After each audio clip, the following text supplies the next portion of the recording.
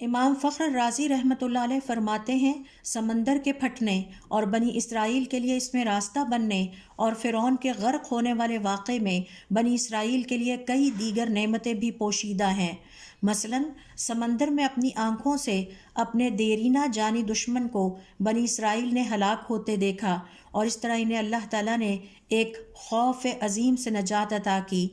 اسی طرح اس واقعے میں اللہ تعالیٰ کی طرف سے بنی اسرائیل کی عزت افزائی اور فضیلت بھی ظاہر ہو گئی، اور بنی اسرائیل نے اپنے لیے اللہ تعالیٰ کی خاص حفاظت کو اپنی آنکھوں سے دیکھ لیا۔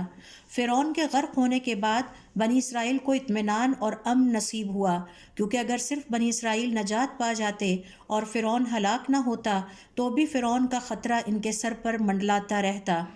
بنی اسرائیل کو زندگی میں امن نصیب نہ ہوتا،